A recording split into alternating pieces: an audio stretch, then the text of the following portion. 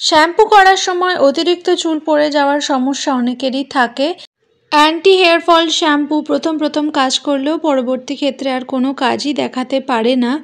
যারা যারা এই সমস্যা নিয়ে ভুগছো, আজকের ভিডিওটা তাদের জন্য। চাল ধোয়া জল এবং রোজমেরি এসেনশিয়াল অয়েল দিয়ে কিভাবে তোমরা তোমাদের নর্মাল অর্ডিনারি শ্যাম্পুকে অ্যান্টি হেয়ার ফল শ্যাম্পুতে কনভার্ট করতে পারবে, আজকের ভিডিওটা সেই কেন্দ্রিক হতে চলেছে। পাশাপাশি আমাদের মধ্যে অনেকেই শ্যাম্পু করার সময় কিছু ছোট ছোট ভুলভ্রান্তি করে থাকে, যার ফলে অতিরিক্ত চুল পড়ার সমস্যা বেড়ে যায়। আজকে সেই সম্পর্কেও কথা বলে নেব। চলো তাহলে দেখে নেওয়া যাক how do I wash my long hair. এখানে আমি 1 বাটি চাল নিয়েছি, তার মধ্যে বেশি করে জল দিয়ে ভালো করে ডলে চালটাকে প্রথমবার ধুয়ে নিয়েছি। ধুয়ে নিয়ে চাল ধোয়া জলটা গাছের গোড়ায় দিয়ে দিয়েছি। চাল ধোয়া জল যে কোনো গাছের পুষ্টির কাজ করে এবং আমাদের চুলের জন্য ম্যাজিকের মতো কাজ করে। তারপরে আরও একবার বেশি করে জল দিয়ে ডলে ডলে চালটাকে ধুয়ে নিয়েছি। এই যে চাল ধোয়া জলটা দেখবে একটু মিল্কি হোয়াইট হয়ে আসবে, সেই জলটাকে একটা কাপে নিয়েছি। 2 বার শ্যাম্পু করব, এরকম পরিমাণ শ্যাম্পু অ্যাড করে নিয়েছি এখানে।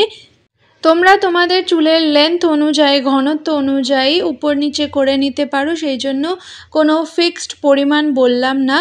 2 বার শ্যাম্পু করবে, সেই পরিমাণ মতো শ্যাম্পু এবং জল মিশিয়ে নেবে একসাথে। বেশি পরিমাণ জল, অল্প পরিমাণ শ্যাম্পু অবভিয়াসলি। এরপর এর মধ্যে অ্যাড করে নিতে হবে রোজমেরি এসেনশিয়াল অয়েলের 7 থেকে 8 ফোঁটা। রোজমেরি লিভস ভালো, রোজমেরি ওয়াটার ভালো নাকি রোজমেরি এসেনশিয়াল ভালো, এই নিয়ে অনেকেরই প্রশ্ন জাগে মনে। অ্যাকচুয়ালি লো পোরোসিটি চুল যাদের, তাদের জন্য রোজমেরি লিভসের যে ওয়াটারটা হয়, জলটা হয়, সেটা বেশি পরিমাণে কার্যকরী দেখা গিয়েছে। রোজমেরি এসেনশিয়াল অয়েলটা হাই পোরোসিটি বা নর্মাল পোরোসিটি চুলের ক্ষেত্রে অধিক মাত্রায় কার্যকরী হিসাবে প্রমাণিত হয়েছে। লো পোরোসিটি চুল যাদের, তারা রোজমেরি এসেনশিয়াল অয়েল 1 গ্লাস জলে 7 থেকে 8 ফোঁটা দিয়ে নিয়ে এই জলটা দিয়ে চুল ধুয়ে নিতে পারো। গোড়ায় গোড়ায় ভালো করে স্ক্যাল্পে ম্যাসাজ দিয়ে নিতে পারো, এফেক্টিভ রেজাল্ট দেখতে পাবে। সব ধরনের চুলের ক্ষেত্রে বেশি পরিমাণে নারকেল তেল এবং 7-8 ফোঁটা রোজমেরি এসেনশিয়াল অয়েল মিশিয়ে স্ক্যাল্প ম্যাসাজ করলে সেটা অবশ্য করে স্ক্যাল্পের ব্লাড সার্কুলেশন বাড়ায়, চুলকে নরম মসৃণ রাখে, নতুন চুল গজানোর সারফেস তৈরি করে, আলটিমেটলি নতুন চুল গজায় এবং চুল পড়াকে, অসময়ে চুল পড়ে যাওয়াকে রেস্ট্রিক্টেড করতে, একটা চুলের জীবনচক্রকে বাড়াতে খুব হেল্পফুল হয়। আমাদের একটা চুল 2 থেকে 6 বছর পর্যন্ত বাঁচতে পারে। এবার দেখে নিতে হবে তোমাদের চুলের কন্ডিশন কীরকম আছে, কতটা পুষ্টি তারা পাচ্ছে, সেই অনুযায়ী তোমরা তোমাদের চুলের জীবনচক্রকে বাড়িয়ে নিতে পারো। এবার আসি শ্যাম্পু করার ক্ষেত্রে। তোমরা সকলেই জেনে থাকবে যে চুল কখনো শুকনো অবস্থায় শ্যাম্পুর অ্যাপ্লিকেশন করে নিতে হয় না।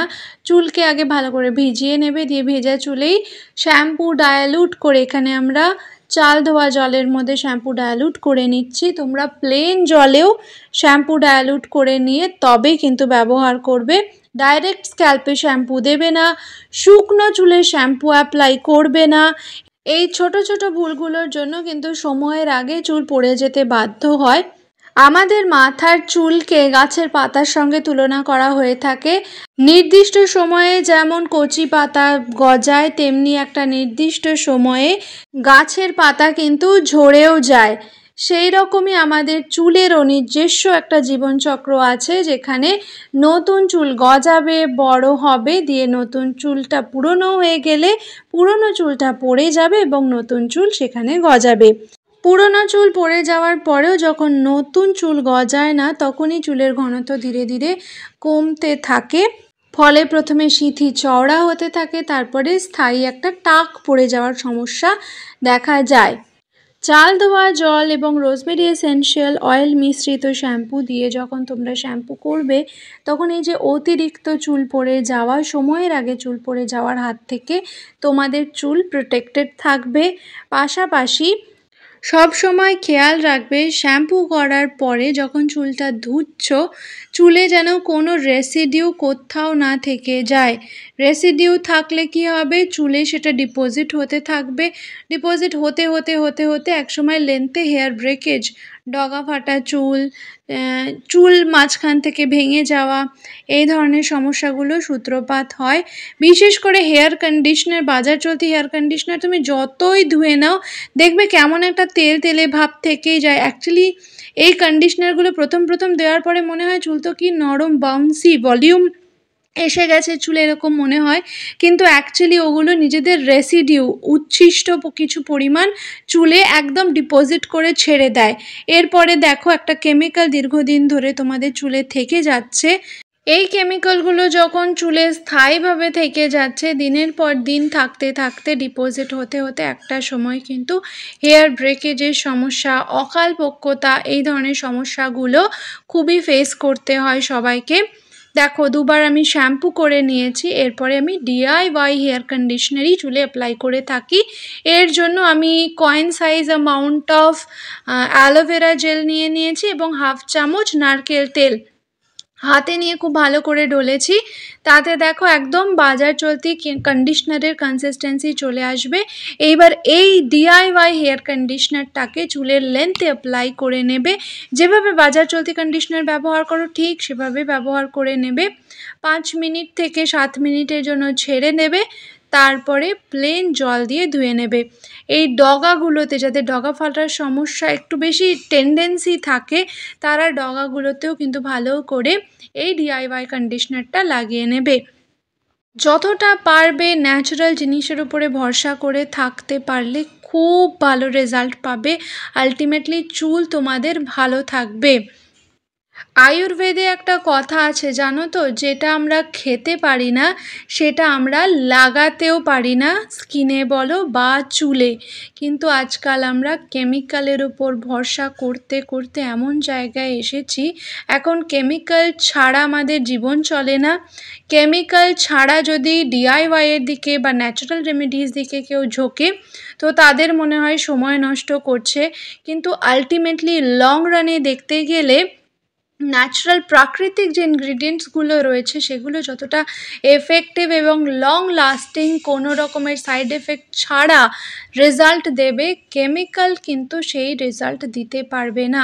প্রথম প্রথম কেমিক্যাল ভীষণ ভালো রেজাল্ট দেখাবে, কিন্তু পরবর্তীতে লং রানে গিয়ে তোমাদের ক্ষতির কারণই হবে। আর একটা কথা, এই ধরনের মাইক্রোফাইবার টাওয়েলের উপর ইনভেস্ট করে নিতে পারো। খুব বেশি দাম নয়, বাট চুলের জন্য খুব নরম হয়। চুলকে ওই রগড়ারগড়ি করে, অনেকে চুল ঝেড়ে ঝেড়ে মেরে মেরে চুলের পিটাই করে করে চুল শুকায়, সেটা কখনোই করবে না। মাইক্রোফাইবার টাওয়েল দিয়ে জাস্ট জড়িয়ে রেখে দাও। ভিজা চুল ভীষণভাবে সেন্সিটিভ হয়, একটু খিচাতানি করলেই কিন্তু সেই চুলটা গোড়ার থেকে উঠে পালিয়ে যায়, যেহেতু গোড়া নরম হয়ে যায়। অবশ্য করে ভীষণ সিনসিয়ারলি, ভীষণ আলতোভাবে ভালোবেসে চুলে শ্যাম্পু করে নেবে। 10 মিনিটের জায়গায় 15 মিনিট লাগাবে, কিন্তু দয়া করে চুলের উপর যুদ্ধ অ্যাপ্লাই করতে যেও না, যুদ্ধ করো না চুলের সঙ্গে। তবেই দেখবে তোমাদের আলটিমেটলি চুল রিওয়ার্ড করছে, তোমাদের চুল ভালো থাকছে, সুন্দর থাকছে, ভলিউম বাড়ছে, চুলের ঘনত্ব বাড়বে, নতুন চুল গজাবে, চুল পড়া রেস্ট্রিক্টেড হবে। একেবারে চুল পড়া কখনোই কারোর বন্ধ হতে পারে না, ওই 10-12টা চুল পর্যন্ত পড়বে। সিজনে চুল পড়লে ভয় পাবে না। কারোর মনসুনে প্রচণ্ড চুল পড়ে আমার মতো, কারোর আবার উইন্টারে চুল পড়ে, কারোর আবার গ্রীষ্মে বেশি চুল পড়ে। সেই সব নিয়ে অত ঘাবড়াবে না, নতুন চুল গজানোর দিকে বেশি কনসেন্ট্রেশন দাও।